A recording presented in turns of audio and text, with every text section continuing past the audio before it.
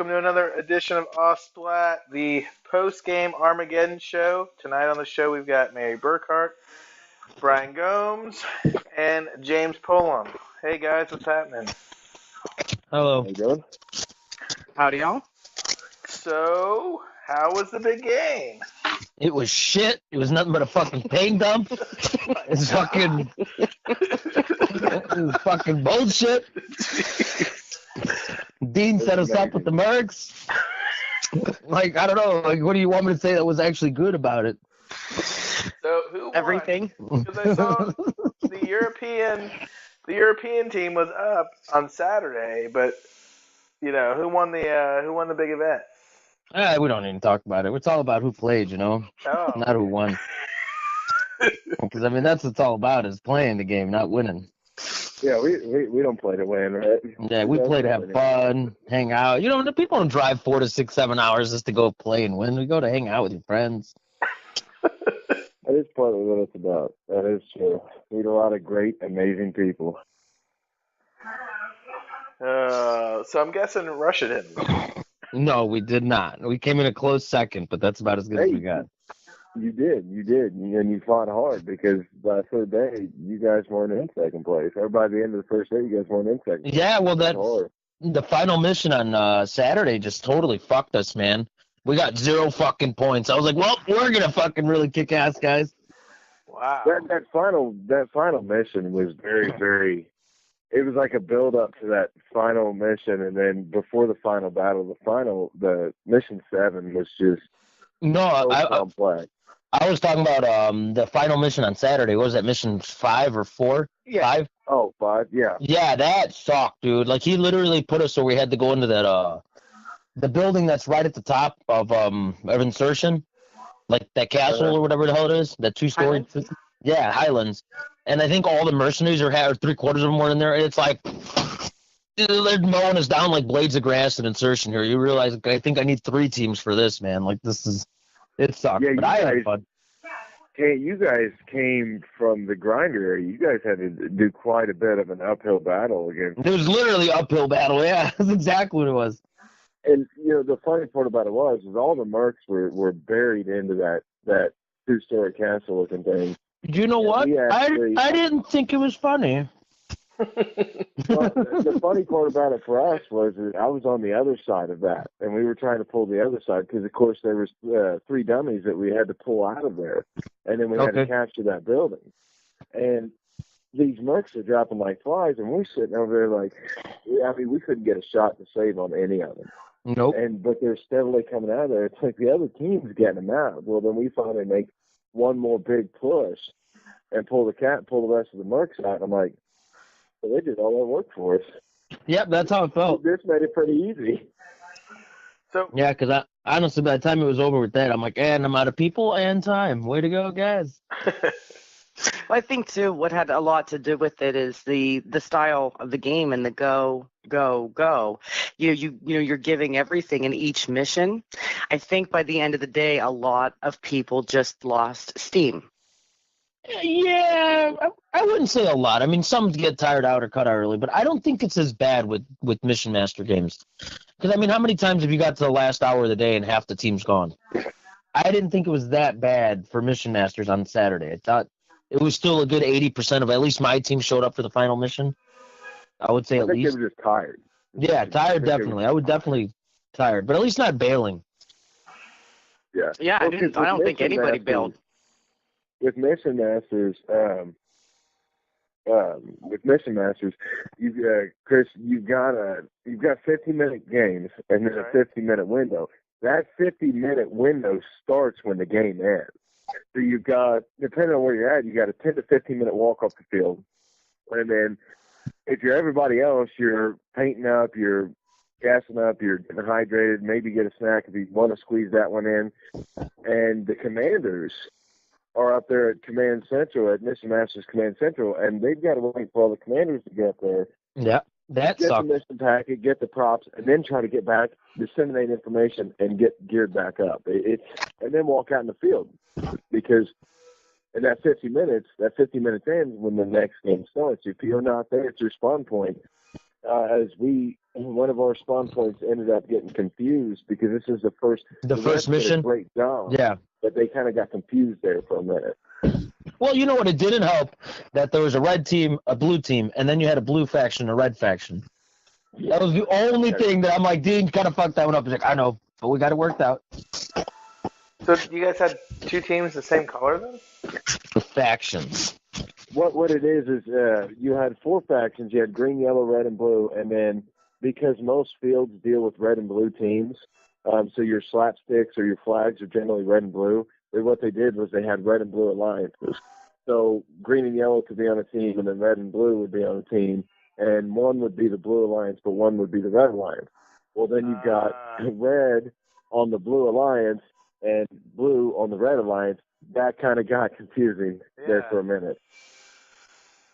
Then you have to explain to your people, we're red, but we're going to take the blue dummy this time around. And that's what it is that's where the advisory team really steps up and says, okay, now wait a minute, let me help you to pick this out. The advisory team steps up and says, okay, let me clarify this confusion, and that's where everybody else has to be there for the mission briefing. If they're not there, they're going to screw something up. Yeah, agreed. So what factions seem to work the best? Well, you can't break it up like that because every round you were with a randomized. You were random. No, you were randomized with a different team. Well, not random. It was literally you drew out of a bag. Dean just had poker chips in a bag, and you picked, and whoever you got lined up with, you got lined up with. Yeah. And what was very interesting best was red and green. Every time we were together, like the final battle, it was a domination. It was an absolute and utter domination. Yeah, but I found it interesting where it was like, they pulled it out of a bag, a chip. The first, round, and then you go second round, third round. Each team was paired with different factions. And it was random, which was cool. It was very random. So it wasn't like, okay, you pull the chips and it was, it was green and red together first mission, green and red together second mission, and then maybe green and yellow third. The first 3 missions, everybody played with everybody else. Yeah. Against and with everyone else. That was because everybody's like, oh, is that how they do that? They run this. I said, no, it's completely random. You just go over and it worked out perfectly that you got to play against and with all the teams there, all the factions there, which was very interesting. And the command team came to play. Every command team came to play, and every command team was tougher than hell. I thought it was really cool actually playing with everybody throughout the day. It just made it kind of hard, honestly, towards the end of the day, the end of the weekend, keeping track of like what team showed up for who. Because I mean, I know you had at one point you played with some of the same teams 3-4 times during the weekend, and it's like, well, shit, I forgot he's not on my team. It's like you're on like two missions in a row. Yeah. But I really did enjoy the environment of playing with everybody there. It wasn't just them versus us. It was you actually played with everybody. I mean, so you got to feel and hang out with a little bit of everybody throughout the day, which I thought was cool. It's really different, and I like that. I thought the awesome part was just that you got to play with everybody on that field, either with them or against them. You got to run with everybody, and you got to play on every part of the field. You got to explore every ounce of that field. And the other best part is even the gamut, the Merc Squad. No, fuck those guys. Once you shot them out, though, they then joined your faction. Not all of them, but they each were coded a color, and divided evenly. And then each, as they got shot off, they went to the factions to use up whatever paint and air they had left. They were not about touching props. They weren't about carrying anything back because they technically, they really weren't there for the briefing. They didn't want to mess anything up. But then not only did you play with and against each faction and team, you then did it with a Merc Squad. You had Mercs running beside you down the field. Yeah, that 2 seconds ago you just shot out. Yeah. Yeah, you just shot him off. He comes out, all right, what are we doing? He's like, what do you mean? Fuck this guy. Don't tell him shit. He's out to get it. So how many Mercs did they end up having? They had a chunk. That was a nice force. What was it, like 20, 30 guys or something? Yeah. Yeah, 20, I mean, I'm not. 20 yeah, I'm not. I was not trying to exaggerate. Just what I looked at when I saw them grouped I together. counted 24 at one point because I try and count how many go on and how many come off, so you know how many are left. But I counted 24 at least at one point. And they were even joined by on Sunday They were even joined by the producer of the CPX games, DJ Hyman Fox. Oh, really? He joined the Merc Squad, yep. Yeah, he joined the Merc Squad to play with them. Now, he eventually came to play with, after he got shot out, he eventually came to play with the EU afterwards. But, yeah, he even joined the Merc Squad to help shoot some faces. And they put him at the right spots, too, because there was a couple missions where we had to go up that hill, and it was like, look, the Mercs are tugging there. It was either the right spot or the wrong spot, depending what side of the paint you were on. Yeah, exactly. So I know I saw Dean comment on the podcast page before the game started. I think it was last week sometime. He said they had some surprises coming up. What did he end up having out there? Good fucking time. Yeah, he had one amazing time. What it is, I think the biggest surprise outside of the Gambit Squad, which most people knew what the Gambit Squad was going to be, I don't think they knew who the Gambit Squad was going to be. It ended up being a team of field mercs that have played in Hell Survivors forever. I mean, they knew the field. They were dug into that castle so bad. That's what I thought was cool, that he picked the home team for that, because who else better to play it than them? And another couple of surprises that Dean likes to throw in there is the complexity of the puzzles and stuff like that. But the amount of missions, different missions. Well, he threw in every mission at the beginning of the game. You got 6 gold bars. When he threw in a little bit of every mission, if you didn't complete something, you didn't get intel for your next mission. So to get that, since you had to have it to move on to the next mission, you either complete the mission to get the intel or you pay a gold bar. And at the end of all the missions, the gold bars, whatever you have left, are worth 5 points on top of your normal score. So, let's see. So, what were some of your guys' favorite moments? I always like to ask. What were you guys' favorite moments? Like, what? I have a good one. All right, what do you got? I have a really good one. One of my absolute favorite moments. We were at Sin City, and there was a warhead locked in a box to the right of Sin City. So at this point, we were probably about 30 minutes into the 50-minute mission. And so I said, okay, I'm going to go check on that warhead. Let's go down. Let's see what happened. So I go running down, and there's like a choke point. There's a trail. There's just a couple guys holding us. And, I'm there, and I'm basically, by a pallet sticks with this guy, and we're there shooting, and I yell out, listen, all we have to do is find this warhead, and then we can evacuate this area. We don't need it. And they're like, and the guy turns around and points left. He's like, is it in that box right there? And it's got like a big Mission Masters logo and a brand new chain around it and a lock on it. And I'm like, thank you. so I go right up to the box, right? And I grab the chain. I start looking at the lock. And this guy's up on top of the hill. No, Mary, no. We got that warhead. And I'm like, what? He goes, we got it. We got that out of there. We got it. I'm like, this box, you opened it because it's and then chained. Locked it? It's chained and locked, right? I says, you got it out of this box.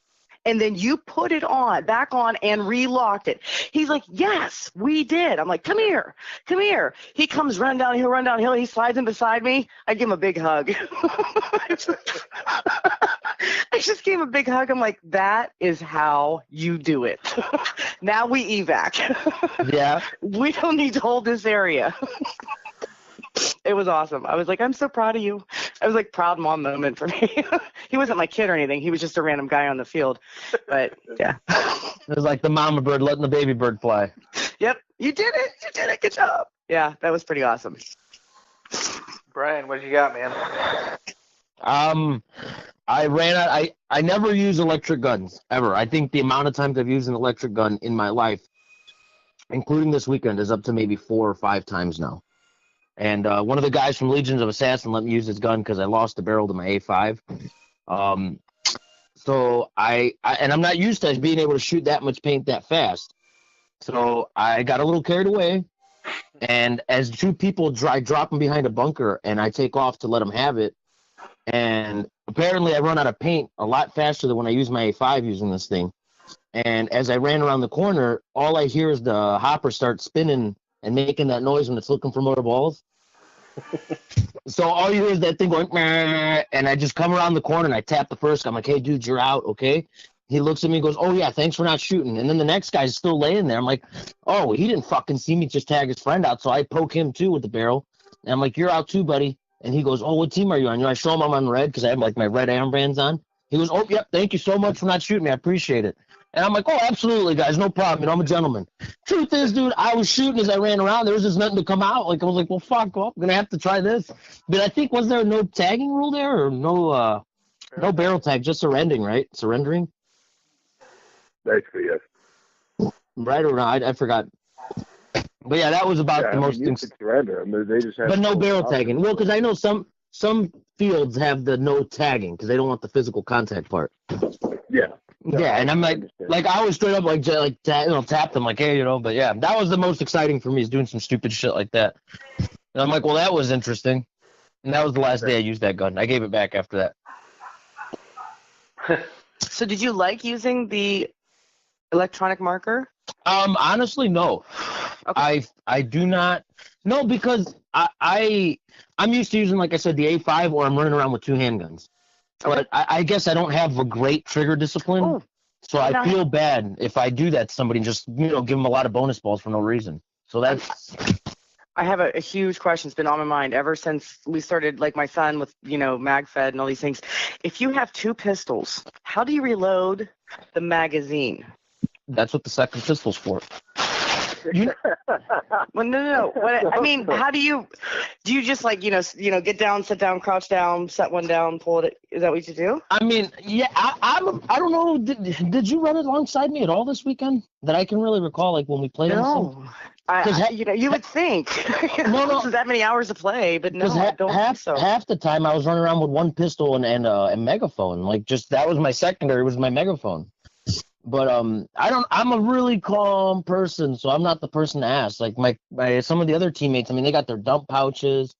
I don't even, half the time I don't even reload my magazines, like swap them out. I run around with I think I'll have maybe one or two magazines in my pocket and two in the gun, and that's it. Usually if I got to reload, I'll just take balls out of somebody's hopper. Oh, there you go. I guess I shouldn't have told the world that. You know, if I run out of ammo, that's the time to get me. That's it. You know, like, I don't know. I'm just really calm. I'm never like, oh my God, hurry up. It's like, oh, if they're going to shoot me, they're going to shoot me. If not, I got time. What did you end up what was the electric gun that you shot? Oh, fuck, man. I think they told me it was an E-Tech.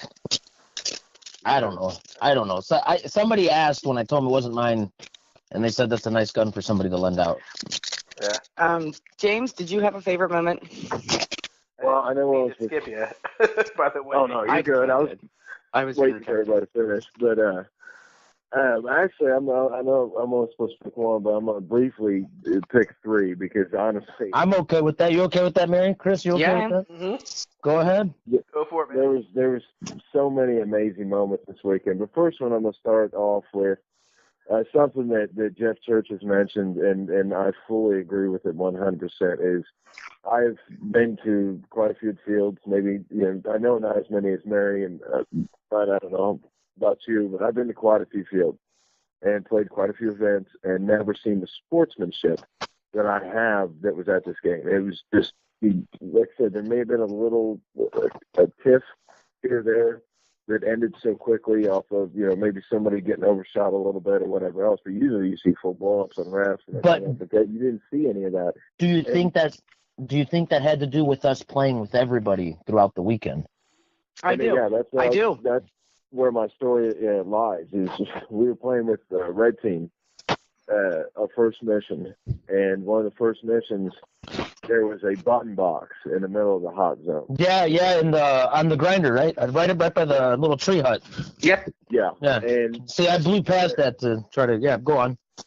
Well, at first the mercs were dug in there, and it was just not happening. Yeah. And what was amazing to me is that was one of those things where red team could have got to their points and said peace out. But here's what ended up happening now. Me and Jeff Churches were in there with red team, and they were sharing the box. And Jeff was there covering the red guy while he got his seconds in. You had to hold it for 10 minutes. And sitting there holding a button trying to defend yourself when you're basically an open target because you had zero cover. Didn't somebody just lay on him? Didn't somebody lay on top of him? Was laying on him. Yeah. And he got shot out, so I ran in and dove on top of him. When we sat together, well, his time was up. He said, man, my time's up. I said, okay, I guess we'll switch. And he said, no, I got you. And he pushed down the green button. And we took a little fire and I ducked. I happened to look down at my barrel bag and it had a hit on it. So I said, dude, I got to go. He's like, I got you. Yeah, because the red team held that button the entire time for the green team, so we both pulled our points out of that. That was amazing sportsmanship right there. That was a good time, though. Yeah, it was. Oh, yeah. Another one was the tower we were just talking about, trying to pull that tower. There's 3 dummies in the tower, and they get 2 thrown over the wall because that was basically the point. You weren't coming out. You were coming out red and yellow had us buried. You weren't coming out of that tower. Not out the entrance. Not without your hands up. No. And so we got the bright idea, just chuck him over the wall. Go up, sneak him up the second level, chuck him over the wall. There's one guy left. He was stuck at that door, couldn't move. I said, dude, throw me the dummy. So he threw the dummy over there. I ran up to the second wall. I looked down. Who wants to run it? And there's this little guy out there. Bryan Cole's son, little Bryan. He got his hands up, so he gave it to me. He is half the size of this dummy. And he wants that thing all the way back to base, even getting fired on and everything else, and gets it back to the base. I was thoroughly impressed. In fact, he won the young gun for that because he deserved it for that. If you're willing to take something half your size and run all the way across through fire and everything else, and he had to run at least 150, 200 yards to get it back to base. And he did it. Fearless. And my last brief one was there was a mission where you had to trade in a uranium bar to get a prop. And that prop is what helps you advance, get your intel for the next level. Well, I'm standing there, and we are trying to get to this guy. There's a truck, and we were actually, I believe, with red on that one, too. And are you talking about the dump truck out by the city, right up the outside of it? We also had to pull the, no, this one was by the military base, I believe. But we had to, it was a big old diesel pickup, I believe, but the guy to trade the gold bars was the uranium bars was sitting in the back of the truck. Well, we're watching. There's no moving. There's zero moving. It's us, and I believe it was red again, and yellow and blue had us pinned down. We could not get to the trench. We could not move anywhere. Well, it was like a diesel truck that was fenced off, right? Like, sidings. Yeah, okay. I knew where you were going. Go on. And then, so the guy, it was Dean Allen who was out there collecting the bars. Yeah. Jumps off the truck and walks to the other side. I'm like, well, crap. Because you can't run across there. It's not going to happen. I look over, and there's enough room under the truck that you can actually call to the next side. I said, dude, try diving underneath that truck. He looks at me. He's like, oh, I got this. And he goes running straight, dives for that truck, and sticks that bar up in the air and says, will you trade with me? Yeah, there you go. And he got that laptop. Well, he gets out, and they already know where he's at. So they're laying fire on the ground so he can't move out. I said, dude, chuck me the laptop. I said, I'll run it back. He's like, no, I'm running it back. I said, well, chuck me a laptop. If you get back to me, you can run it back. This is how he does and runs it all the way back to base. Those are just some of the amazing feats that I saw, some of the many, but those were some of my favorite moments throughout. I agree 100%. Because honestly, that was fun when we opened up at the grinder for the weekend. And that, to me, set the tone that if you're playing with another team, right now this is your team. Yep. Because after they told us, like, hey, they're getting theirs, I'm like, well, we're going to have to keep running this to keep them at back. I didn't know that back wall at the end of the grinder where it was like there were like sections of a building, I guess, right? It was like three separate walls. I didn't know. Well, I didn't know that was the green zone, that we weren't supposed to advance past that. I didn't either. Because I kept pushing people in there. I got to that wall and like a couple other guys, and then the referees got upset with us. It was like, my bad, Joe, gotta go. Yeah, but yeah, thing too is but that set the tone. Yeah, and there's zero spawn killing. There's zero spawn trapping, zero spawn killing. If you were caught, and here's the interesting point, because you know how people will get the spawn trap and the spawn kill and just sit outside your spawn and just slaughter you when you come back in. Dean said, okay, here's what's going to happen to you. There's no reason, no points to take anybody's spawn point because there were no bases at this time. Throughout the game, there were no bases. There's spawn points. He said there's no reason to spawn attack anybody. But here's what's going to happen to you. He said you're going to get warned. If you keep doing it, you're going to get a judge punch. And then guess what? They're just going to go ahead and release the spawn while you're standing there right there. They're going to release the spawn earlier, and you're going to get lit up. So do you really want to make that decision? I think those are some of the things, playing with everybody, the great spirit of the refs, and the zero spawn stuff. I think all that led to the great sportsmanship of the game. Yeah, I agree 100%. I'm sorry. Was it Christian LeBlanc's guys reffing? No. We were home refs for Hell Survivors. Amazing crew of refs. I'm telling you right now. I know they got confused, but absolutely some of the best refs. Hey, I got confused for that first mission I was commanding. I'm like, are you sure? Because Dean said that. And the refs are saying this. Like, I'm just going to walk with the crowd and hope they're right. Yeah, or like when we were standing in the spawn and there was two yellow guys standing there, and there was, of course, that confusion right there. And it's like, you guys can go ahead and stay here if you want, but you're kind of outnumbered. So when they blow that horn, is this really where you want to be? Yeah, honestly. Hey, does Dean do that at all his games with the horn, or is that a Hell Survivors thing? That's a Hell Survivors thing. That is fucking great. They need to do that everywhere. And that was actually something that his first game at Sherwood, Assassin's Creed, a lot of people said, we need a signal to know it's time to walk or go. So at least get ready to walk. Right. Get ready to walk, right. I don't know about you guys, but when I take a break, like you're taking a fucking break, man. You're taking a drink, you're sitting down, you're not looking at your phone, you're not looking at the watch. So absolutely. You lose track of time easy. Yeah, you do. And that's even when you're coming off, if you come off the field, if you're looking around or you're talking to people after, the horn blows, everything else, you go over even to the opposing team to, once again, I was just rolling beside LOA. And, we were walking up, there's just this one bunker we could not get to. And I walk up, I was like, I knew it was you guys. I knew it. And it was local to us, in Pittsburgh. I knew it was you guys. You start talking, and you're there talking. You don't realize how, fast 5 minutes goes by. Then you still have to walk off. Then you still have to get back and you have to repaint and re-air and hydrate and those kind of things, to where it's not to say you don't want to have that time, but you need that signal to say you need to get back on the, you need to get ready and back on that field. And that was awesome. That was really nice. There were so many, Chris, the mission packets that we were getting as an advisory team. Me and Mary were handed a list, and then Bryan, as a commander, was handed a list, and we're to go over to break it down, and the complexity, especially as the game went on, of the different missions and different tasks that you had to do. 50 minutes to walk on and off, repaint, re-air, hydrate, and then go over that. 50 minutes. You better be right. Yeah. Now, didn't you print the maps? Did you just print them for I'm guessing just for your guys' team? Yeah. Linear maps. They go right with your player's card, and they have all the bases on them. Now, Dean Allen, as a producer, he actually prints mini maps for each and every mission. So you have, I don't call it 8 missions because he says 7 missions in Final Battle. But he prints color copies of each mission, and then what he does is he gives you a full, 8.5 by 11 sheet that explains your primary, your secondary, your covert ops, your tactical zone that you need to, your tactical territory that you need to hold, and what you need to, where you're spawning, things like that. And then he gives you a map.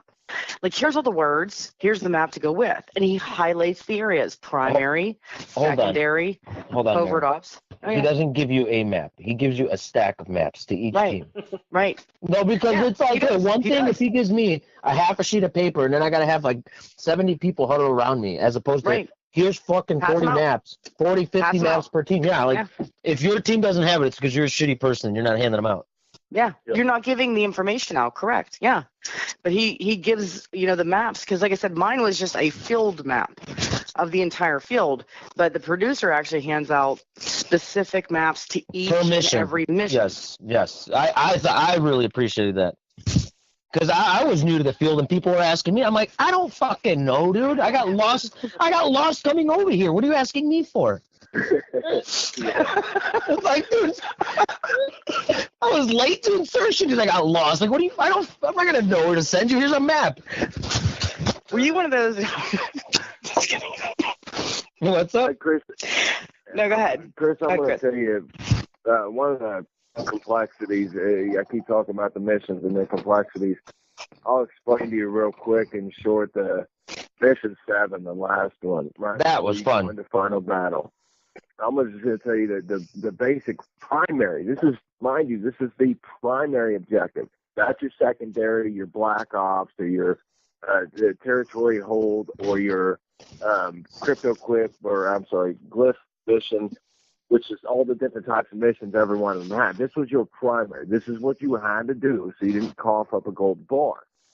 This was what they did was they put both teams had to run to that military base, which the mercs were all dug into a city-type setup of a base with walls, buildings, windows, and everything else. The mercs were dug in there, so you had to fight the mercs. Then we had to fight red and yellow to get into it.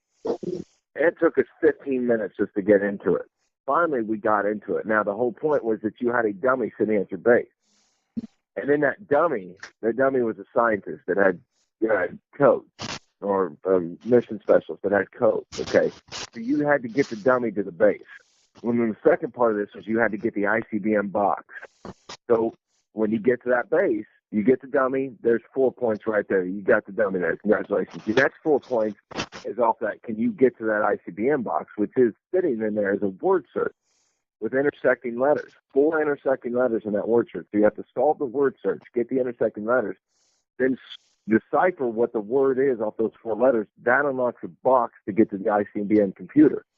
Now, what the dummies had in them were pieces of paper, which were 20 to 30 letter puzzles. And once you had to figure out the letters, once you got all the letters figured out, then you had to scramble them together to make a word. You type in a word, that produced 1 ICBM launch. To get the full 10 points from that, you had to launch all 3 ICBMs. It took 5 minutes. The rest of the minute, it took green and blue the rest of the minute, or the rest of the mission to do it. We had 4 minutes left in the mission. Of that 50 minutes, we had 4 minutes left. Once they were finally done, it took them almost the entire mission just to get that one primary completed. But that's just part of the complexity of the mission. And he left out all the math you had to do in the middle there. Yeah. Oh yeah. Because it's like, this is a 4, this is a 6. All right, see? Making it sound easy for all the kids at home. It's not. Practice your entry-level math, guys, before you show up to this shit. Yeah, entry-level math. You got to work on word stamps. I mean, Mary, honestly, what would you tell these kids? Brush up on their 5th, 6th grade math or middle school? No, neither. What I always tell people. No, I'm serious. She doesn't want them to have that advantage. No, wait, listen. You have people. Okay, listen. Let's just say, all right, listen. We have a suicide mission. All right, we have a suicide mission. We need you to run to the far end of the field, grab a dummy, and run back as far as you can. And if you get shot, just drop it. Okay. Well, first off, I'm not gonna put my hand up. Do you know why? Because I don't want to run that far. There's other people that like to run. Shit, I don't want to run at all. Damn, I want to go for that. Okay, the other people are like, listen, we need tanks. We need people to lay paint. They're going to put their hand in the air. Okay, I want to do that. You say, who wants to do puzzles? People put their hand in the air. I want to do puzzles. What you do is you say, listen, okay, tanks, go secure the area. Runners, get to the front. Tanks, secure the area. Puzzle person, get in there and do it. That's the way you build the game, and that's how Dean Allen. He's like, everybody is different. Not every single player is the same. It's like, oh crap, I got the Hoy up here. Oh shit, there's a puzzle. It's like, who wants to do a puzzle? You yell back. If you don't like puzzles, you don't like crosswords, you don't like figuring things out. Who wants to do a puzzle? You'll easily have 2 or 3 people jump in and go, oh, I want to do a puzzle. Keep the fire down. I want to shoot people. I don't want to do puzzles. I've had other teams tell me, Mary, I don't like puzzles. You don't have to like puzzles. You just shoot everybody. Do you like winning? Then you're going to like puzzles right now. You're going to start liking them right now. Yeah, well, you can shoot all day long. But if you don't complete the puzzle and you're not getting the points, this is pointless. So. Ooh, that was good. Yeah.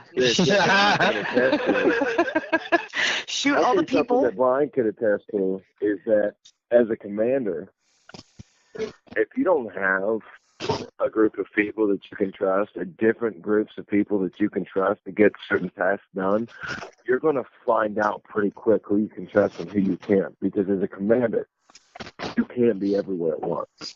And those missions are everywhere at once. Yeah, that is very true. You're going to find out who your tanks are. And you're going to look at that person like Jeff Church is looking at Sizzle saying, "You got this." Sizzle saying, "Yeah, I got it." Then he takes his group of people and he goes and gets it done. Now it's the way Jeff and Mary can go worry about the puzzle, or me and another group can go do this. And you find out the people you can really trust. I mean, we found out ourselves. There's amongst the great teams that we had with us, Outback, Northern Gunmen, Band of Brothers, Splat City. Of course, Splat City. Especially, you guys in LOA when we were fighting together. Good Lord, that was They are an organized group. I like the way they play. But we found a group out of Canada. The one guy's name that we know is Henry. We found them to be so beneficial, and it's like, well, we've never met before, but we're running together now. You find out pretty quick these guys you can really trust to get things done. Did you find any, Bryan? Did you find any new, people that you really looked, forward, like LOA wise, or any other teams that you were really impressed by? Well, I mean, it depends what you mean by impressed. I mean, I guess overall style of gameplay, what they accomplished, what they did. Yeah, I mean, definitely. I love that Dean broke up his Pittsburgh teams for this. Because if he would have let them stack, that would have fucking been bullshit. He could have seriously put all of you guys against like a 3v3, like 1v3, and you guys might have still been able to pull it off. Because that was one thing that I really liked is you guys, I mean, the LOA for me was fucking on it. Like, hey, I understood like the missions, but help me break them down a little better. Yes, like no way I would have got a second place without those guys. Awesome. At all. Like no way. I literally owe that to them. Like it's when you have a quality, and then when I even when you, like we said, when you flip flopped all the teams between matches. I know at one point I'm talking to people from Yellow, but same thing. They're familiar with Dean's games, and it just helps out. Like it's like if these teams were not broken up like this, it would not have been as good. That was a big plus.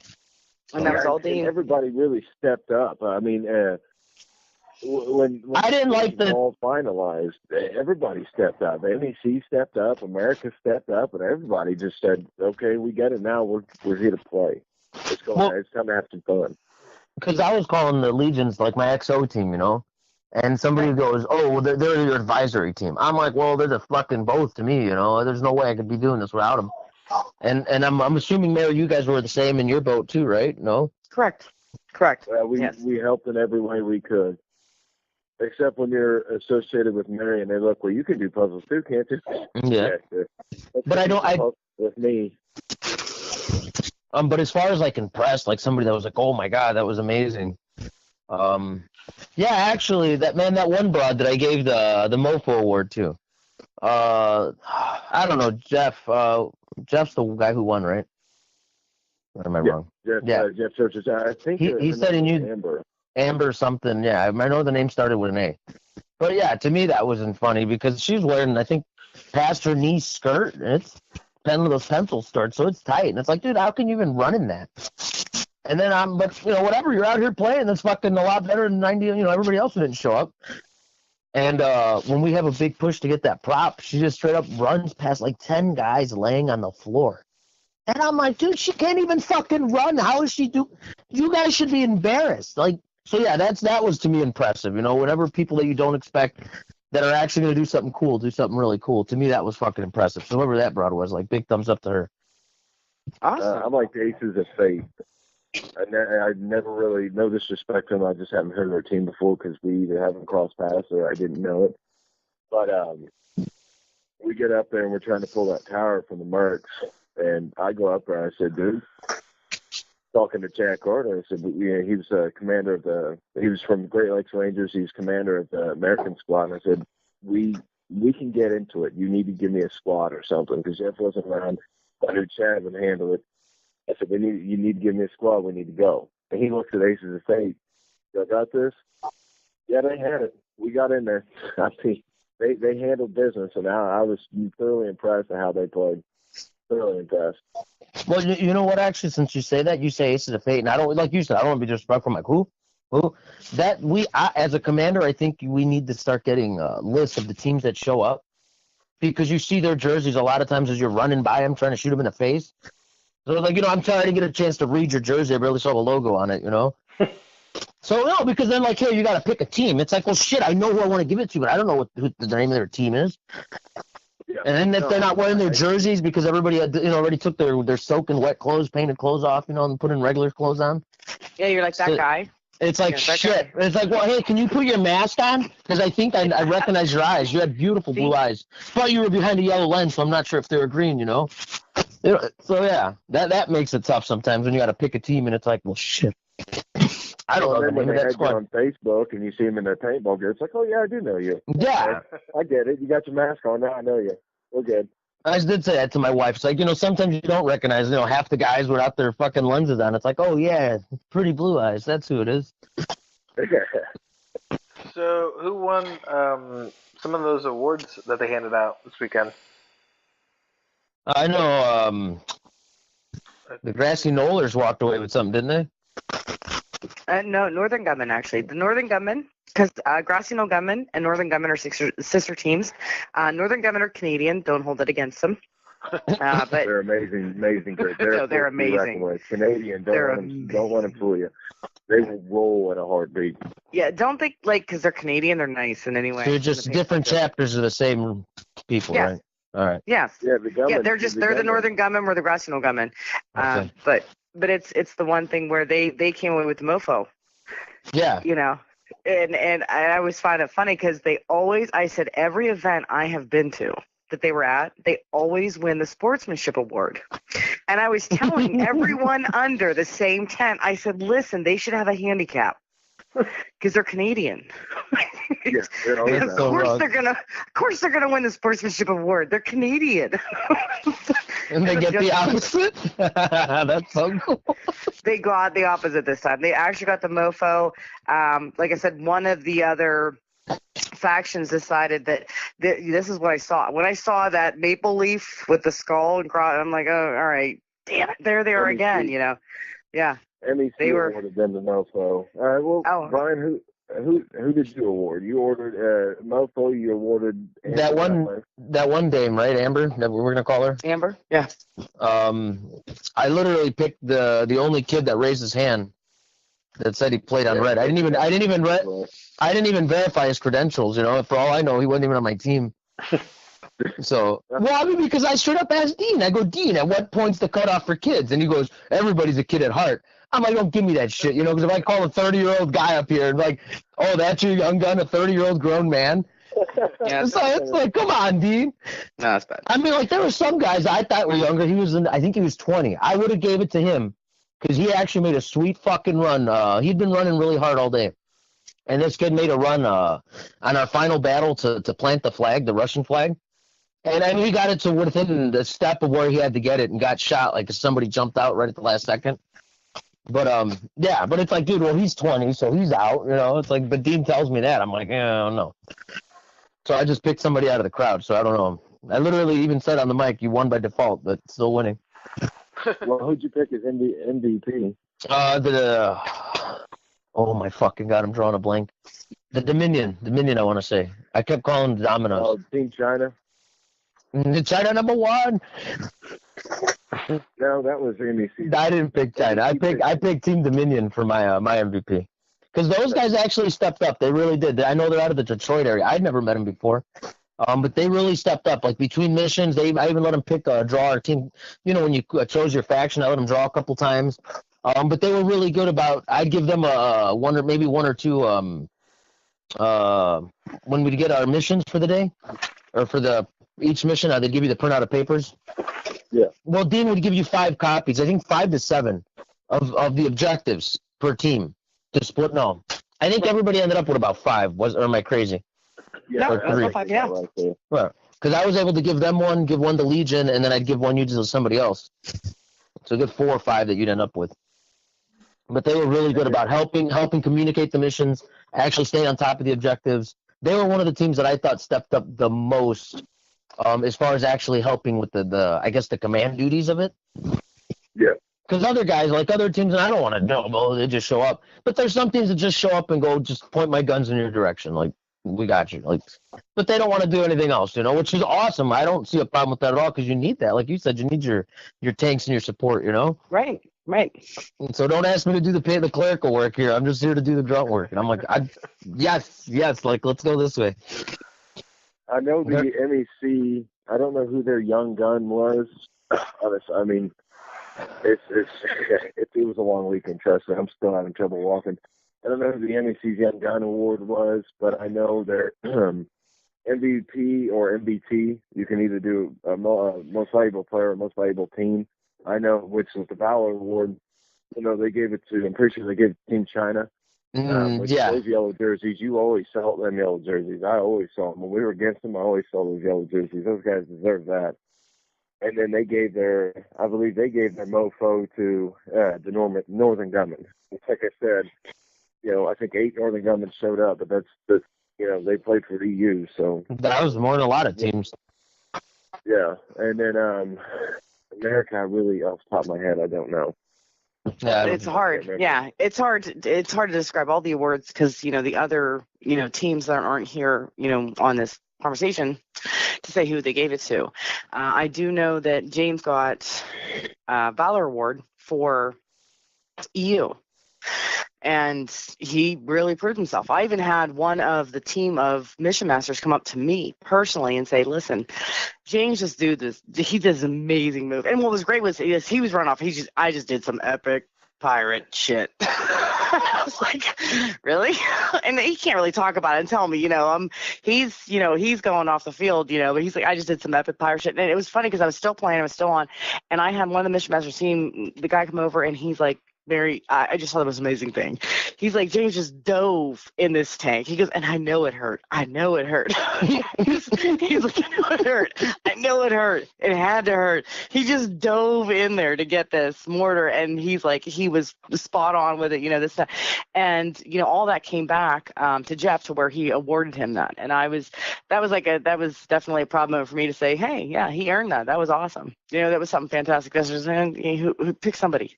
Who's that guy? The guy. But no, I guess everybody recognized him, I think, from the Mohawk. Everybody recognized Mohawk. Hey, now do you guys ever feel that Dean kind of plays around like some of the missions that he draws up? Because I love that he's always on the field. He's always in the center of everything.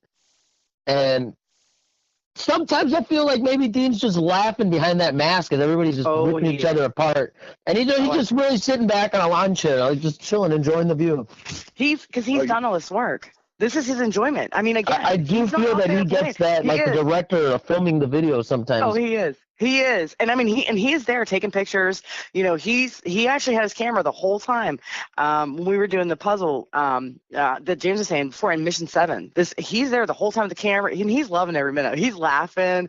We're like, what is this doing? What is this? He is just sitting back. I built this. I just want to watch people enjoy it. And they're loving it. And he has this huge smile on his face the entire time. Well, sometimes I feel like he does trick props. On the final battle, we had to plant the flags at the castle. Yep, and they had one at the base and one at the top. Well, they had to have at the top. Oh, really? So that fucked that up? No, the mission masters crew, they come over and they said, listen, it's in the wrong place. It has to be at the top. And I said, well, put a cap on this because I didn't put that there. That's there for the standard games that Hell Survivors has because Hell Survivors doesn't just host one game. It has to be at the top. Oh, okay, well, hand it up and put it at the top. But they were there to make sure, if that wasn't clearly written out or spelled out, they were there. And like I said, there was always where. Well, that makes even more sense because I felt like the USA had put their flag in there, and I go to put mine in the same hole, and I'm like, hey, this doesn't fit. Not because, and I got shot as I did it, but I tell Dean, I'm like, hey, this doesn't fit in that hole. And, I think I'd have to throw their flag on the floor for me to put mine in there, but it doesn't say anything about having the hole. You're allowed to throw other people's shit on the floor? Well, You are. I'll say this. The Mission Masters crew, Dean, Travis, and Carl, they're always out there. They're always in the mix, and they're players themselves. They're players for years themselves, and they always understand that not every mission goes to key. Not every mission happens exactly the way it does. And they're there. I know I watched with every one of the factions at one point in time. If there was something that didn't quite go the way it was or wasn't placed where it should have been, that they corrected those points. Even if it was just one faction that found it, they corrected it with everybody. And they were there to adjust things on key. They were right there to adjust certain things on key if they were wrong. They were right there to right the difficulty. Because if you can't complete a mission other than a reason that you got shot or that you just didn't do what you're supposed to do, if there was some sort of miscommunication between the reps or whatever else, they were always there on top of it to correct those. And when he said, I think Dean does get a kick out of some of these things because he had a chuckle. That whole tank situation, he had a chuckle about it. And he said, oh, no, that wasn't easy. No, it wasn't. Yeah. For that. I appreciate it because go ahead. No, I was just going to say, when we had to throw the dummy in the back of one of those pickup trucks outside of the city, and Dean's sitting in the truck, like, Dean, this is the only spot you got to sit where you're drawing fire, where the objective has to be placed. Like, there's no other spot on the field that's a good spot. And I'm like, man, I think Dean really enjoys watching these battles unfold in front of him. He does. I was just like, you put yourself in the middle. And you knew it's the middle because you made it the middle. Like, wow, that is impressive. So I was a little blown away when I realized that about him. Yeah. Well, look at Mission 6. In Mission 6, okay, you got 2 satellites. Think about your priority for Mission 6. You were given, each faction was given a satellite. So both alliances have 2 satellites apiece. You have to set your satellites. That's the biggest one of your priorities. You have to set satellites, but not to not end up losing and go blow up. You had to retrieve one of the other satellites. You're in that Sin City, which is a hot point of fire. No. When you get the 2 great factions, all 4 factions were great. And every time there wasn't one faction that was just not making it to par or whatever else, every one of those factions were fighting their hearts out and were tough as hell. Just some completed more missions than others. That's what it boiled down to. But when it came to the actual firefight and just being tough as hell, everybody was even killed. And when you put all 4 of those factions, doesn't matter what combination in that city, it didn't matter. Nobody was moving. Yeah, I mean, it was just a constant firefight, and he knew that. He knew that you had to get to the other side of the city to pull that satellite. He knew that. He knew you had to get to the other side of the city to pull those warheads out. And then he puts the satellite, over here on the right-hand side off the middle of nowhere. Maybe you'll send some of your guys over there. He knows when he gives you 8 missions, guess what? You've got to know what you're doing. You've got Some of these might not work, but I want to see you try. Yeah, and he did. He stood there because he did want to see us try. That's exactly what he wanted to see people try. And he wanted to see people fight their hearts out. And they did. Every one of them fought their hearts out. Everybody on that field. That's why I said earlier on a Facebook post, this is one of the greatest events I've ever been to. It was because everybody had a good heart, they were good sports, and they fought their asses off. Have you guys ever played there at a regular event? You guys, I have. No? I have. Was it just the entire field open at once? Fuck It's that. the entire field. Fuck It's the that. entire field. I wouldn't even show up. I'd play for the side that stayed closest to the insertion, or to the insertion's closest to staging. Yeah. No, Yeah, I wouldn't. I'm going to tell you right now, that's every Dean Allen game. Right, Every and that's the other thing. game you play for a portion of the field. No, I'm okay with that. It would suck if you're playing a big scenario game at that field and it's just open and your insertion is on the opposite side of where you stage. Like, dude, it's a fucking half mile just to get your insertion. It's like, oh, it's time to start. It's like, I'm taking a break. The fuck you mean start? I'm sitting down. But that's the whole point. Because if you had done a game there, okay, like Tip Memorial Challenge, I had done two games there, Tip Memorial Challenge, and then I played as Merc there. Now Merc, was a little bit different because it's just basically they take you where you need to be. You're chauffeur. And you drop and then you go. But with the biggest compliment I got, with the Mystery Master style game was you get to see the entire field. If you played Tipman World Challenge, now Tipman World Challenge was Tipman. If you ran with a Tipman, you joined the Tipman side. Period. If you ran with any other marker, you were on the opposing side. So depending on where you go to walk on, and you could go out and if you own the field, let's just say you own the field. Let's just say you're Tipman, you own the entire field. You walk the whole way on, you get into the battle, you get shot, you have to come the whole way back off the field. That's what I'm saying. It's a mile. Scan. It is. It's huge. It's a fucking mile. It's absolutely gigantic. And that was the biggest compliment I heard from everybody. This is awesome. We get to see all of the field, and you might have this walk on where and play on the entire field, not see it. You get to play on the entire play field. Entire field in different areas. So you go out to your spawn point, and then when you get shot, you go back to your respawn. Your respawn is not off the field. You don't have to go off the field and scan back. You go back to your respawn. There's a rest stage there. Okay, now it's time to go. Go. Your release, go. Well, don't make it sound like it's that fast. I mean, it's 10 minutes. Oh, no, yeah, it's 10 minutes. Right. Oh, I know. Oh, if you're up in the front line, the mercs, that you're like, oh, I forgot about the gamut again.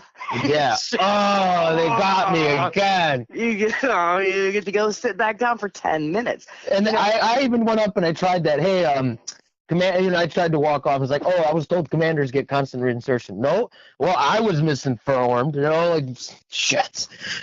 So, yeah, no. I tried. I'm not going to lie. I fucking tried it. It didn't work. They're like, nope, not happening. Yeah, but like I said, the biggest compliment for them was getting the whole style of the whole field, the style of play, and it's not just one. It's not a commander with 3 teams they select, and then only those people know what's going on. That's where his. Well, I mean, it could have been. It could easily have been. It could have been, but that's not how it's built. And he that's why he had the command meeting Friday night to say, listen, do this, be here, understand this, and you have your command teams, but everybody needs to be the game. Here's the instructions. Here's the maps. And here's enough instructions, again, for, like you said, 5 copies of the instructions, 24 copies of the maps here. Everybody needs to know what's going on. Everybody wants to be a part of the game. I want to go get this. I want to go do this. I want to run for this. And it gets them very excited. And like I said, you're not just shooting people, because there's other times where I've, experienced people, okay, I'm going to lay down my marker and I just want to go run and do stuff. Go. Other people like, I just want to shoot people. Every personality fits in this game. Every personality, like I said, the tanks, the puzzles, everything fits in this style of game. And that's, like I said, the biggest comment was you get to see the entire field. And, I disagree with you there. It's not that you get to see it. It's you get to see and play on it. You got to stress that. Because I'm sorry, man. Like, I'm not out of shape. But walking a mile to and from my insertion if I get shot, fuck that, man. That is not fun. That's not paintball. That's a waste of life. Yeah. Like, I'm glad I didn't play Tipman World Challenge, put it that way. I would have never came back for this game. I would have been like, Dean, no, thank you. After walking that shit. Yeah, it's huge. It's a gigantic field. So there's different, I guess, areas then, because you guys were talking about Sin City and... it's a big place. I mean, that place has to be easily over 100 acres, I'd say. Wow. The field's massive. It's got a lot of small regions built up inside of it. I mean, I wouldn't say all of it's built, but I mean, you'd have to spend a lot of money to build up the entire thing. Yeah, and he has done, a lot of work. There's still, more he can do, because I think it's actually 180 acres. Yeah, I wouldn't contest that. But there's probably at least like 4 acres as a swamp that you can't go through. I mean, maybe more than 4, maybe 10. I heard a person try to like crawl or walk through the swamp. I'm going to walk through the swamp, and then, it's a swamp. Well, they're walking through the swamp, and they get actually to the point where they finally get to the enemy, and they get gogged. Like, oh, my God. You go the whole way through that swamp. You walk and walk, and you get gogged. You're like, oh, geez, okay, should have been a little more stealthy. Plus, it's everybody's different style of play, where the whole, the field was to be in play the entire time, but there's no reason to play the entire field. The battle's here, the action's here, and that's the other good compliment I heard over and over. You constantly have a firefight. You don't have to walk a mile You don't have to walk. No, you for do. 10 minutes to You find. do have to walk a mile. When you first to get there. But when you first go out, but then after that, you don't ever question where the battle is. You know right where the battle is. Just hear it, yeah. You can see it. And you heard gunfire all day long. That's all you heard. Paint flying, whack. Especially in Sin City, you know, like what kind of paintball guns are you using? He's like, fucking, they're shooting sticks or something. Yeah, no, they're whacking, they're not breaking. No, yeah, some were. No, most of the paint for me broke. Actually, a lot of the paint I got hit with broke. Yeah, I was quite impressed. The paint was really good, and it's another thing a lot of people don't. I saw several comments. I won't play there. Did you wear fingernail polish? Yes. What did it do to your fingernails? Did you get any on your nails? It didn't get any on your nails? I'm good. It washed right off. Well, I mean, all the women that I know, that my wife and one of our other friends that went, teammates I should say, their fingernails and a few other people that they said like it made their fingernail polish. Like you could just kind of, you know, when it's first drying when you put it on, how you could roll it off kind of. Oh, okay. Like that. Like they were able to just like it ruined their fingernail polish. What kind of? Yeah, it's. They're custom blend. Yeah, they blend. It's all red. Snake's blood. It's all red paint. This is one thing where Dave Massey, the fielder, red paint. Everything there, it's red paint, which then turns to pretty much pink. So, yeah. And I thought, like, Jeanette's got to be so happy. Everybody's pink. We need more pink in paintball. Go to Hell Survivors, because everything you're wearing turns pink. Mm-hmm. But it does wash out. Like I said, I've played there before. You put it in the washer, it washes out. You wash your hands, it washes out. It doesn't. I've heard a lot of people complain it stains their clothing. I have not had that issue personally, so I'm not going to complain about it. But I have heard other people complain about to where they won't actually go to that field because they have red paint. But I haven't had that issue. It washes out just like the yellow paint, just like the orange paint. We should do one of those like test trial things, you know, when they would show off which detergent's better. Like, you know, if not washing your gear like a week after the event, a month, 2 months, and see if the problem isn't that they're not, you know, that it's not coming out or that they're just not cleaning it. I never know. Question for you, Brian. Yeah. As far as the commander's concerned, and as far as the different games, because we've all been to one of those games where it's just constant reinsertion, and then to lunch break, and then afterwards just constant reinsertion until we finally say the game's over for the day.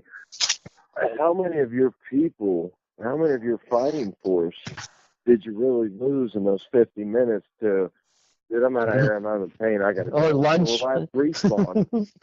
Or a doobie break, or they want to have a drink of beer. Half. You always, say out of 100 people, you're good.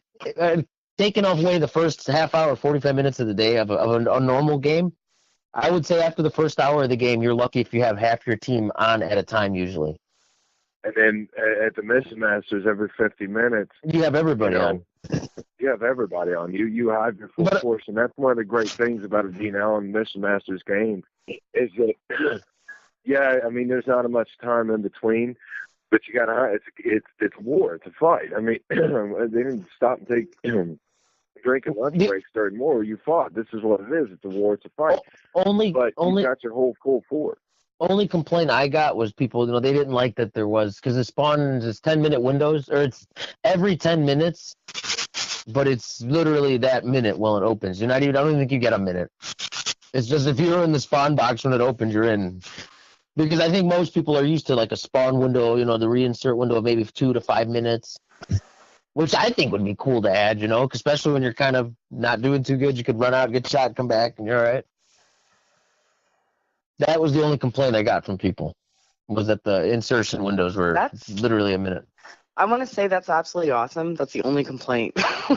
Nah. Seriously, that's pretty awesome. He has played around before. I know we dealt with different. And sorry, there are some time zones. There are some whiners that you waste more paint at a Mission Master game. Well, dude, what the fuck did you go to do? It's paintball. You didn't. Use a pump. Use my mag fed. What do you want me to tell you? Like, yeah. I feel that you may use more paint compared to another game, because guess what? You're fucking playing the whole time that you're on the field. Right. If you're not shot, like, yeah, you played at another field, for 10 hours, but you were walking around for 6 of them. Yeah. How much paint? People be more accurate. And like you're wasting paint, be more accurate. You won't waste as much. No, but I mean, even that, like, that's why you might waste more or you should use more. I wouldn't even call it wasting. I mean, unless you stepped on it. But if you're using more paint, I mean, that's just the game. I mean, lay off the trigger, it's your problem. But I only had like one person say, like, man, because we used a little bit more paint than we thought we would, than we normally do. I thought I was one case short, than what I had expected from playing one other Mission Masters game. So, but I enjoy it because that's what you're paying for to go play. So you're not gonna hear me complaining about it. No, me neither. You pay to shoot people. That's what I came here for. I wish Dean would jump in on one of these. Well, I'd like to get on eventually. Let us know if we're crazy thinking some of this shit. I mean, you guys know him better, right? Yeah, I know him pretty well. That's why. Do you think he's really smiling during these epic gun battles that he's sitting right in the middle of? I promise you. Like I feel like if he could eat popcorn under his mask, he would. Actually, he was a merc with us at TWC. He was one of the mercs. Is Dean good? Is he a good paintballer? It's let's say in his prime. Let's say in his prime. Let's put it this way. Yes, I'm gonna say yes. He is a very cool cat. Keeps his head on his shoulders. He doesn't, just go running off. He knows that's his other thing. He wants to be in the mix. What do we need to do? What are the missions? Because that's his style of game. Yes, he is definitely a really good paintballer. And he carries a Tippmann. I don't know what style or what his thing is, but that's what when he plays as a player, that's what he carries. But he is full out about the game and is on point, and he is just one of these people that he loves to see the game style and the gameplay. And like I said, the reason he went is to see the field. I told him, I said, it's difficult to go and produce a game somewhere you've never been. He played once. Well, Dave, like I said, and I said before in the pre-game podcast, Dave Massey contacted him because of the after-action report. With the same game, I don't know if he approached you in any way. Yes, he did. I did the video. I did the video for him. Excellent. I got all excited. I'm like, man, he said that I should do it, so I'm going to do it. Perfect. Not even going to lie. Good. Perfect. I like you doing those videos. I froze right when he started asking me because the first thing I was going to say, I was like, man, this shit was sucked. It was rigged. But then I didn't because I thought Dean might have not thought it was funny, so I didn't. Yeah. And I don't know Dean like that, so I wouldn't want him to turn the camera and be like, get out of my face. And then find out I got penalized somewhere in there, and my score goes down. Yeah, but no, you were right there pulling the chips. So it was right after the game, so. Yeah, but you didn't know, he didn't know who would get red or blue. He wasn't stacking one side either way. There was no way. Everything was equal distance. He went out and like I said, he mapped the field. He went out it was November, December, and he went out and mapped the field. He counted the steps, number of feet, allowed for, the hillsides and things like that. He went out, and it's not like, okay, well, if this team gets this or that, it's all random chip pulling. He had no idea who would get what. He doesn't ever want to stack sides. He doesn't play favorites. He just wants people to go and have a good time. I hope my video gets Dean another job at a different field now. Sure would. I want to be as Dave Matthews. Sure September. When all September is, Dean, what kind of shows that he wants everything to be evenly stacked. Dean threw in those advisory teams. But if you think about the 4 advisory teams, well, 5 because MEC had Whiskey Squad and Punishers, both solid, Mission Masters teams that have played a lot out at TRP.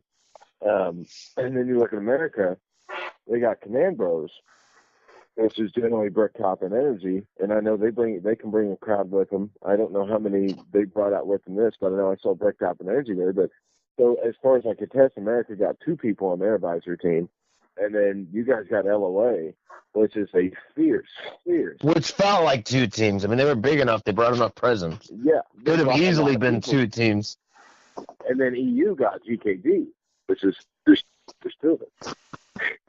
So I mean, all he wanted was that Mission Masters mindset. Not knowing what team would bring who, he wanted that Mission Masters mindset. I gotta I got a stupid question. Do you think most of the Pittsburgh teams traveled so well because it was Hell Survivor?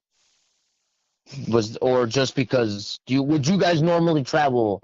Because for you guys it was what, 6 hours for all the Pittsburgh people, 6.5. Yeah, it was 6 hours for us. Yeah.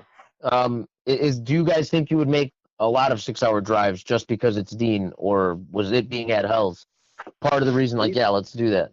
Both. Me personally, if Dean hosts a game in Europe, I'm getting my passport. Wow. Simple as that. If he hosts a game in Australia, I'll get my passport. Not if to go on vacation or anything. No, just to play for Dean. Just to play one of his games, and for Travis and Kroll too. Just to play one of their games. Yeah, have it on the moon. I'll work on my anti-gravity. I don't care.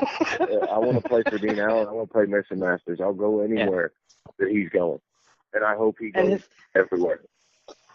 Yeah, I want to play. My goal now is to get him. There's now 4 fields I had in mind. I want to get with these others. Well, now the other thing is his games are not built for 2,000 players. No, they're not. They're not. Only because he cuts down. But look at the confusion with this, and it was. I don't want to say it was a tiny game. It was in no way. It was a great game. It was. I'm gonna just say 400 players because that's a nice even number to say 100 players. That sounds close to what I would imagine. I mean, at least 350. Right. So even with that, you still had confusion.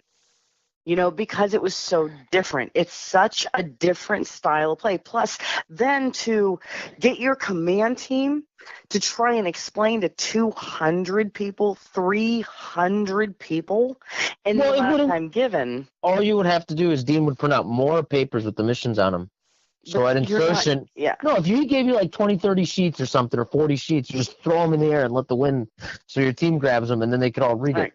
So you're going to be you're going to join Mission Master's team? You're going to be the 4th now? Yeah. On the field? All right, good. It's over there. Go get it. Here's what I'm going to say to this. If Hell Survivors, you've seen I know I've seen some big games out there, a lot of people. Dean's games are built for a good, solid 400 or 500 people, but I guarantee this. You could see a lot more people out there, and all you're going to see a lot more factions, a lot more gameplay. I think he'd take it on headstrong, and I think he'd do a great job with it, even with more people, because he's got that ability to adapt his games and to expand his games. I think either way, how many people he's getting. Well, no, I don't know what he's going to do, but I could almost see 8 factions at this point in time. Well, here becomes my problem. I think Mary's right that his games aren't built for really huge crowds, because when he condenses the cities, you only have so many lanes like that. To neutralize a city. Like what was the name of the city on the far right, where the Exotic Sports building was? Sin City. There you go. How many guys do you really need to cover the entire city down so nobody's going to run across? Say 20 guys. Yeah. Once you have enough people, now you got 100, 150 guys. I don't care if you run 50 people at that; they're just going to get mowed down. And I think that at least that's what I thought Mary was saying when she says they're not built for big games, because due to the fact that he's condensing the field, I think you start putting too many people. You would put too many people in one part of the map that you wouldn't be able to do anything. I guess what I'm saying is Dean Allen wants everybody to be a part of the game. There shouldn't just be a person. One singular person set out to solve puzzles. One singular person set out to run and grab, mortar or warheads, whatever it is. There shouldn't be just everybody should be a part of the game where, even the pictures I took, it wasn't the same person every single time doing the same thing. It was always different. Different people solving puzzles, different people holding ground, different people bringing back props, different people grabbing dummies and throwing them over the building. That's what he wants everyone to be a part of the game where, when, like I said, you get into that bigger part, it's hard to instruct that many people to get that involvement. Now, I'm not downing his style of play in any way. I'm just saying is if he steps it up, we all have to step it up. Maybe. The command teams have to step it up. The advisory teams have to step it up to get all those people on board. Like I said, how hard was it for you to make everybody on your team to understand what's going on? It wasn't too bad. Good. No, I'm lying. There was its moments. There was its moments where, well, I was glad that I was trying to distribute the information in a positive way, and then I was glad that there was a portion of the team that just said we're running wherever the group runs. You know, like right. We're just going to go over here. So, yeah, it would get out of hand. It would get out of hand after a while when you start multiplying it. Yes. He can do it. It's just we all have to agree, let's step up the game. And so this was a first for you. This was a first for a lot of people. And then, like I said, your next big today is Sherwood. I won't be there. I'll be at the Star Trek convention. And can't make it. It's understandable. Not everybody can make it to every game. I always say I understand. I'm just saying if you want to tell everybody else, like, go and experience this game. This is a new producer. This is a different style game. Go here. Actually, aren't you commanding that game? Yes. I'll help you out. I'll help you recruit teams from this area. Isn't it you and Jeanette? Is that right? I didn't hear him. Is it you and Jeanette that are commanding that? Yes. Yeah, Jeanette. Jeanette who? Trupa from MagFed? I don't know. Jeanette Trupa. She was playing with EU. Is she from here or no? Or where's she from? Michigan, I believe. Michigan. All right. Well, shit, Mary, I'll reach out to teams out in this, like, the Indiana area. Because that was sucky, man, trying to recruit teams. I don't think I had any teams recruited from Michigan outside of Dirty and then Dominion. That was it. Because everybody's like, we're not playing here. Oh, it's Jaybird. Is that Jaybird? Yeah. Well, then fucking nobody knows her by Jeanette. She even said that. She goes, my name's Jeanette, but nobody calls me that. Just call me Jaybird. Okay. Now I know exactly what you're talking about. She is awesome too. She was running the gauntlet or the grinder at that first mission you were talking about. She was. Yeah. She was leading up front too, and I was like, man, this chick's bad as all. Yes, she was. Yeah, well, I know exactly who you're talking about. See, small world. In the front. Yeah, she was. But yeah. Well, I mean, given the green zone, I didn't exactly know on that mission. I knew where it was at, but I knew what I needed to get to. I needed to get to that button box. I didn't know where that green zone was, but as long as I got to that button box and covered the guy that was on the button, that's all I cared about. So a lot of them pushed up front, but I didn't know exactly where the near front was because I see a lot of players getting pushed back because they're dying in there. Yeah. But yeah, so I know exactly who you're commanding with. Well, that's a good duo to have there. I'm not commanding with, commanding against. Oh, against? Yeah. Yeah. You're screwed. You're going down. I'm just joking. Yeah. But yeah, I don't know. They might run into the same problems. It's at least I found it difficult trying to recruit teams from an area you don't know. Like if I took a game in Pittsburgh, I'm like, shit. Well, I know like 4 teams. Like so far. That's it. You guys, that's it.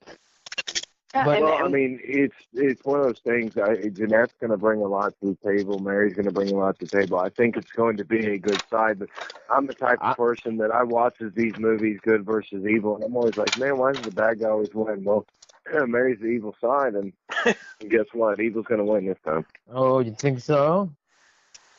Well, I'm brownie points. Good, fair. I want good, fair opposition. And that is where Jaybird I'm starting to believe you that you really mean this. I want good, fair opposition. I have been to games where we have rolled the other side, and you stand there, and you literally shoot paint in the air and try and shoot the paint you shot in the air. Shoot apples out of a tree, yeah. It really it's no fun. I want good, fair opposition, so it's like, well, who wants to general beside me? She jumped. She's like, yeah, I want this. I got this. And I'm like, good, perfect, really good game. Yes, and that's where she actually came. Well, she hadn't pre-registered early enough to where she basically had to join the team with the least amount of players, which was Europe. Again, as I said before, Russia was full, U.S. was full, MEC then it was full with the collective, but she didn't register early enough. She joined Europe, but it was great she joined Europe because then she got to roll beside and see how to complete the puzzles, or not how to complete the puzzles, because the puzzles are different. I can't say this is the puzzle, this is how you do it. They're always different. It's always a change up, but how the game style goes and how the gameplay goes. So she got to see that, and she's like, I'm so glad I got to be here and see this. Yeah. Her and Sage were like on point. They were like, this is great. You know, you're actually getting information on how, because again, Mission Masters is so different from all the styles of play. I wouldn't command. Okay, I would be dumb enough to command a Dean game, Mission Masters game, without playing it, just because I wouldn't know any better. But yes, without playing one of his games first, it would be foolish to try to command. And that's why she not only went to one, but she rolled with you, with the versing general in the up-and-coming game to learn. Yeah. And that's what I want. Good, fair opposition. And by the way, Chris, to answer your question from earlier, he went with EU, which was a winning team. Was what? It was the winning team. Oh, Really? yeah. We didn't really answer that question for him earlier. So I figured I'd What? Get out of here. What? I kind of assumed that when they were ahead in points on Saturday by the end of the day, but, final battles couldn't, We all had a blast. Everybody. I mean, smiles. Everybody. Everywhere you looked was smiles. There was no people complaining. There was no people like overshooting, complaining. No, there was. I actually believe, and I talked to many people that believe this or agreed or said the same thing. I think there was a lot of overshooting at this place, but I didn't hear anybody getting mad about it. Right. Because I'm not going to lie, this is probably the game I've been overshot the most. Like, I was just like, holy shit, some of these people are just so trigger happy, but I don't care. But it was. And the other thing is, all rates of fire were allowed. Yeah, so you do full auto and you throw a stream and it hit you. That's not 1. That's 2, 3, 4, 5, 6, 7. I saw one idiot. This guy. I mean, I'm gonna have to look up if I have this. I've recorded on my helmet cam because this guy, he fucking. There's this referee laying on the ground, and he fucking unloads onto this ref. I mean, probably 5, 6 shots, starting right in his ass cheeks, right up the back. The referee just rolls over, like, first he's putting his hands up and he rolls over and looks back, and the guy's like, I wasn't shooting at him. I didn't shoot him. And it's like, really, because my wife and I and my other teammate just saw you do that. I swear the guy was so embarrassed he just put his barrel stock on and left. And this was from the walk, on the opposite side of the entrance. Yeah. I'm like, man, you really, really fucking feel that embarrassed that you're going to walk a half a mile off the field. I would have been that was bad, man. I saw some refs just eat paint, but that was the worst. I'm like, he's laying on the ground and you just raped him, literally. So I don't know if you guys saw anything awesome like that. You mentioning that and bringing that up, that's even to you or anybody else in this sport is not an acceptable thing to do. No, not at all. That's mentorship right there, and that's a great thing because we're not there to overshoot people. We're not there to hurt people. This is a game. We're all there to have fun, and the refs are there. And like I said before, these refs were some of the greatest that I've ever seen. Yeah, I agree with that because they stepped in front of that all day. Yeah, and they're there not getting to go out and shoot people and have fun. They're there to protect us. And so it's a great thing that you even show as a commander and as a leader that's not an acceptable thing to do. And nobody on that field should accept that as, that's what we do because it's not what we do. That is true. And so, but I enjoyed it. I had a great time. Good. That's good. Well, yeah, same here. All right, so we're at an hour 20. You guys? Oh my God! Plug anything? I don't know, Mary. What do you got a game you're commanding later this year in September? Well, and that's the other thing is, and that's where I literally after the game, I always have start crunches for normally it's just for my team. I'll hand out start crunches, and there's a reason because it's good sugary sweetness. You beat your body to death, and it's like. Wait, what are you handing out? Sugar Star Crunch. What is that? It's a Little Debbie snack. Never heard of them.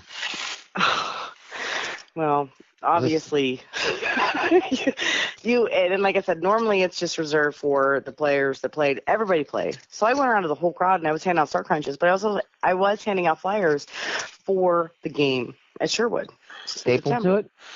Not staple to it. Just hand it with it. They could choose just to like crumble and throw in the garbage. But what I did tell them is same producer, the best field ever. Same producer. Well, that's kind of a mean thing to say. Dave Matthews present. No, I'm an honest joking. person. I'm an honest person. If it offends you, go to Sherwood. Go to Sherwood and step up your game. Step up your field. I shouldn't say game. Step up your field. I'm an honest person. It's the best producer, the best field. And again, even when James said, I'm not out to offend people. I'm just telling you, here is what it is, the best of the best. And that's where like I said, I was out handing out for a reason. I want people to experience it. And I'm like, I want to see those smiles. I mean, everybody was smiling. They're buying more paint, smiling, because they're like, I know. I don't know. Don't get carried away that they're smiling about it. Oh, yeah. Well, I'm telling you, they were carrying cases off still smiling. I'm telling you. They weren't. I know what they realized what hit their wallet at. Yeah. And they have to give other things up, but they were okay with that. Because, like, as a player, it's like, man, we pre-order the cases and we run out. I always feel like some of the fields would be like, hey, you guys ordered 7-10 cases. You can still buy a few extra at a discount price. Because if you overbuy, what are you going to do? Just spray it anyway? Like, you can't take it with you. Right. Agreed. So I think that's kind of the shitty part. Like, fields take advantage of us is, like, the bigger teams that play, And I've always felt that it's like, I'm just going to use my handgun. I don't need any point. Well, sorry. You got me going. You know what really grinds my gears? That you're not going to the Sherwood game? No. Going to Star Trek, we've already established that. Star Trek, dude. I'm just letting people know that it's still cool. He's bringing it back. But yeah, no, outside of Mary's game, I don't think there's anything else we need to plug that Dean Allen is doing. That's the only game up here he's doing this year, right? Well, outside of the one that just passed.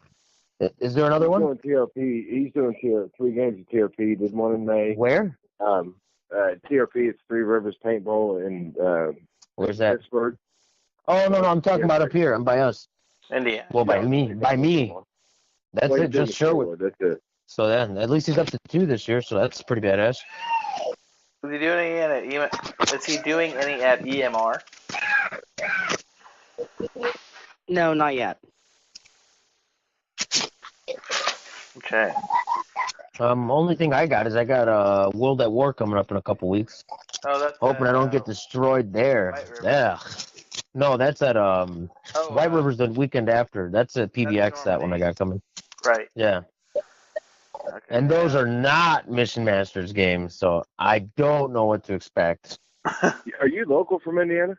Yeah, I'm right outside. You ever heard of a beautiful place called Gary? Yeah, I've heard of a beautiful place. I'm really close to there. You guys have set some records. What's up? I said Gary has set some records in this country. Yeah, a lot of good ones. They got Michael Jackson. Yep. Actually, I'm from Indiana, personally. What part? Danville. What was that? That's west of Indianapolis. Okay. Devon, Danville area. But Danville. The guy they grew up there in Gary with Michael Jackson. They're the same age. Nice. But yeah, that's about the only cool thing that's around here, I think. I was gonna say you got Normandy in July, you got Sherwood in September. And Normandy, White River supposedly building on a whole new field.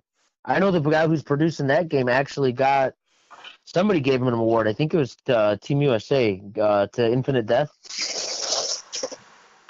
Infinite Death. Whoever gave them the award, I want to say it was Team USA.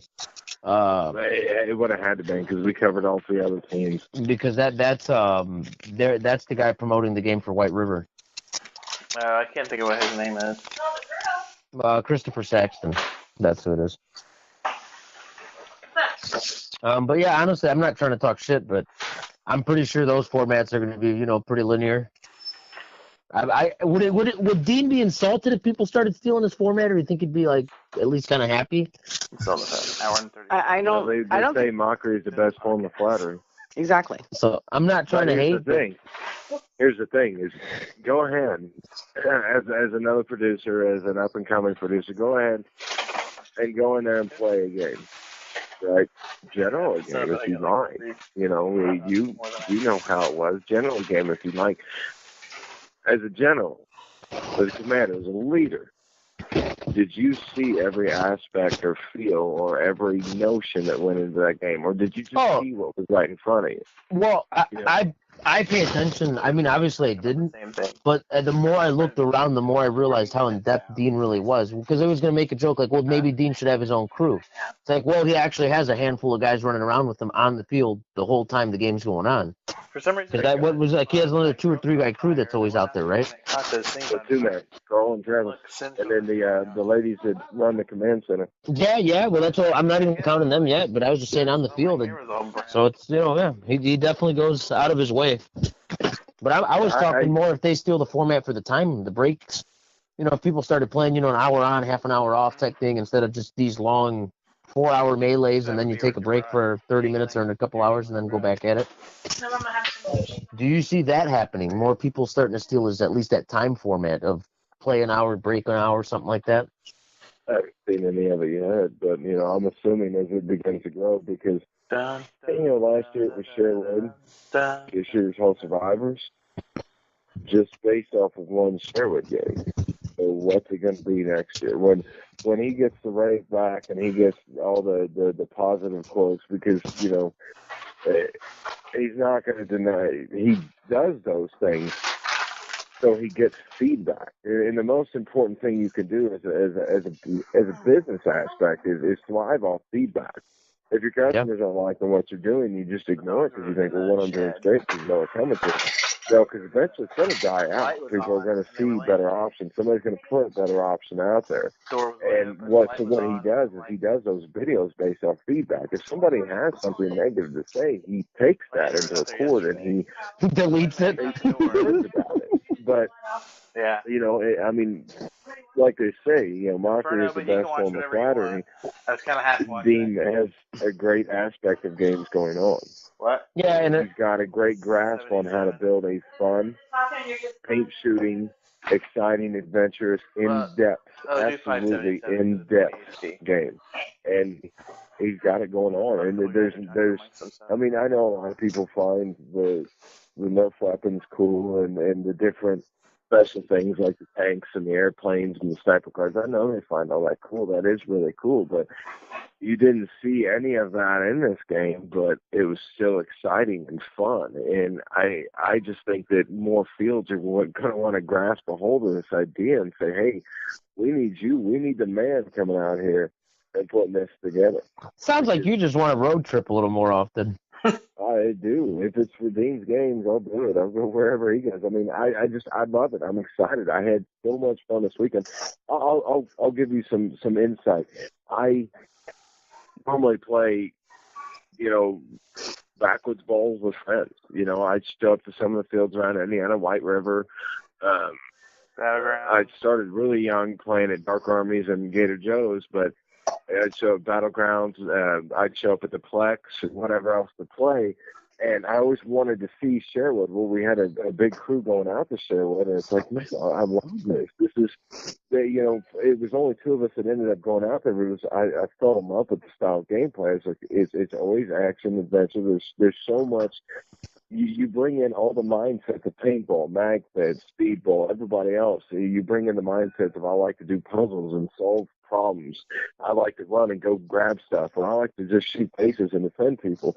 You pull all those mindsets. I love that style of game so much that Mary and I had started conversations after that game, and she said, if you like it so much, he's doing one more in November in Pittsburgh. So I was, okay, I'm coming out. So I did. I came out to another game, and I would advise anybody, if you loved it, Sherwood is right there in the Midwest. That's coming up in September.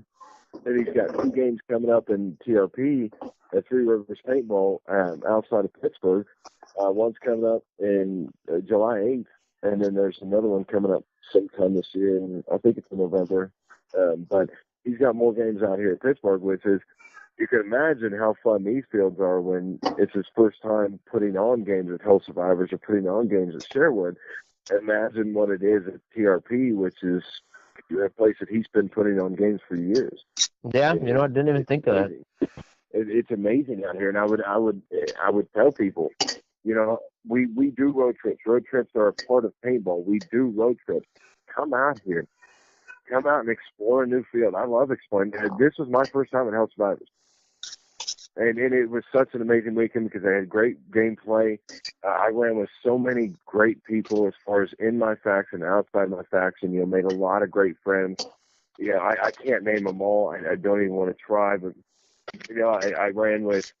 I've met from Band of Brothers Sizzle before. I've met him. I met him at Living Legends this year. Me and him ran together like we've been running together for years. Same with Steph. Running together like we've been running together for years, and it's like that's what it brings out of you. It brings that brotherhood style of play out of you. It was my first time getting to actually not play with Northern Gunmen, but run with them. I want to be where they're at every damn time. Same with Splat City. Same with Yeah. LA. Same with same with all of them. I want to run with all of them again because I got that chance to do it. And I want them to all come out and run with me. I know not everybody can plan one in 2 weeks, but I want them all to come out with me and explore Dean Allen's next game out here. I want to run with everybody again. You know, it's that style. That Dean brings that style to your doorstep. And you can come to his. And so I enjoy it. But yeah, hey, Mary, for real, I got a list of teams I'll send you that are all like Midwest, my area. For that game. Thank you. Because I know how much of a pain in the ass when you're like out and it's like, I don't know anybody out there. And then you ask somebody like, hey, do you know anybody? Nah, I don't know anybody. You don't know nobody, huh? Your Facebook friends list says you know a lot of people, and you don't even mean to tell me none of these people you could reach out to and help me out here? I tell you what, I honestly think, and I do believe this, after looking the excitement over seeing that Mary and Jeanette's going to command this game against each other, I don't know what the record per se is for Dean Allen's games. I know there was at least 400 to 500 out this weekend. I honestly believe that Sherwood September game is going to break that, no problem. I honestly look for there to be several hundred, and I won't say 1,000. I'm not 100% sure on that, but I know there's going to be close to that out there to play in Sherwood because they want to play for these two tough ladies who are both tough on the field. Whether you're versing with them or against them, they're both tough. And they're both going to push you out at times that you think that you're completely covered. I've watched Mary. I watched Jeanette do it, but I've watched Mary do it more because obviously we run together a lot. But I've been walking on the field with her behind her, and she pops a couple shots off, and what the hell have you seen that? I see a hand raise. Where was he at? I never saw him. You know, and both of these ladies are skilled. They're smart. And they bring the heat every time. You're not going to find them in the back. Unfortunately. You're going to find them in the front. James, Mary, and Bryan. He's got a great group of ladies that are commanding, and they're going to bring people. They're going to bring the heat, and they're going to bring people. I think this is going to be a huge game in September. Messages after you. I'm hoping. For Dean's sake, I'd like to see him come around, you know. Sherwood's a lot closer drive than Hell's, I'll tell you that. It's only 30 minutes. I'll go that one anytime there's not a Star Trek convention in the area. And for Joe and Kathy at Sherwood, I mean, look at what's been created out there. One of the greatest fields known to man. I'm going to say it. Sherwood is a great field. It's the best field. Very well built. Very well built. Very well. I love even how the woods area. The canopy's real mature. It's real nice. It's just, I don't know. It's a good scenic. Mm-hmm. So hold on. Actually, now that I think about it, I did have a much better time playing the Assassin's Creed game there than I did the Police Academy game there. And the Police Academy was done by another producer. And nothing against that producer. It was just, now that I think about it, it was a little bit more involved for Mission Masters. It's more action. One of the aspects of paintball that I love. Hey, hold on. Sorry to cut you off. Did we have any special characters roaming around this week? Yeah, Mark. That was it. Juggernaut outfits on. Yeah, they had. But the merch were the only one getting the Juggernaut, right? Yeah, but we took them out. It's all right. No, I mean I know that, but because I didn't see them running around long was my thing. It was just like, I didn't even notice. No, they didn't have the Juggernauts on our side, but yeah, the mercs had them. You know, I would have thought because, you know, in Sherwood, in Assassin's Creed, we played with those. That was fun. And both those guys, one of them was actually a good friend of mine. Both those guys played their hearts out and stayed on the field for the longest time. And I'm watching these nooks walk off, and it's like, can't you wear that vest? I mean, you could paint my mask, arms, and shoulders all you want. As long as you don't hit that dot, you're not going anywhere. It's not a little dot. It's more of a circle. Yeah. This thing's at least a 4-inch circle in your chest. But, well, good luck, Mary. I'll get you that list tomorrow. I know I got it saved on my phone, so I'll dig it up. Thank you. No problem. I just want a fair game, you know. I'm learning from the master here. Did you guys see where Jaybird's going to play MagFed Michigan? What are you talking about? So Sage and Jaybird they're opposing commanders in a game up in Michigan. Oh. Yes, they are. It's coming up soon. Yeah, I did. Yeah, they talked to us about it this weekend. I thought that was pretty cool. Yeah, the Rise of the That's really cool. Yeah. That's kind of cool. That's not. Somebody brought up the idea of me facing Mary. I said, no, I'm good. I'm good. I'd take a dive. If I had to face my wife, I'd take a dive. You better believe the fucking objectives you guys are getting are fucking wrong. We got to go over there. Well, there's nobody over there. Well, let's go take it before they show up, you know? Like, hold it for an hour and a half. Shit, I'd be the worst. I could see this because they're going to say, okay, now we got puzzles. Who's going to solve the puzzles? I'm like, Mary is, but she's on the other team. I don't know. He'd call her on her cell phone, Mary, if I had 2 clips and they kind of look like this. That's what it's going to have to be. I'm like, can I get a little love here? Come on, give me something. Can I get some help on this puzzle? Yeah. Well, shit, guys, it's been fun. It's been a pleasure. Awesome. For sure. I think we should just start doing Dean Positive podcast after every game, even if I don't go. There you go. I didn't even go to that game, but it still turned out like the other ones. It was fucking great. I'm going to do it. Hashtag Dean Positive. Yeah. Yeah, it's pending, so you can't steal it. I already did it twice. Awesome. All right, guys. Well, take care. What's up? You too. I was going to say, I'm hoping to get a red, white, and blue podcast for that upcoming game here before too long. Which one are you talking about? Oh, the one with Crook and I think Reaver and I thought Aztec was on that one, but then there was I don't know. I know William Crook is from Mad Frog. That guy's pretty cool. I'd play for him if I didn't have something else going on. Reaper's another really cool guy. Really promotes the sport as he's got a podcast himself, so it should be a really fun game. So, well, I appreciate it, guys. I know it's like 2 hours in, about an hour 45, I guess. So I appreciate you taking the time to talk to me tonight, and I'll be looking forward to another conversation with you here soon. Yeah, well, I'd say it to you guys at Sherwood, but I know I'm not. So no worries. Definitely another mission. Yeah, another mission, Masters. Later, guys. See each other again, I promise. Bye. All right. Bye. See you guys.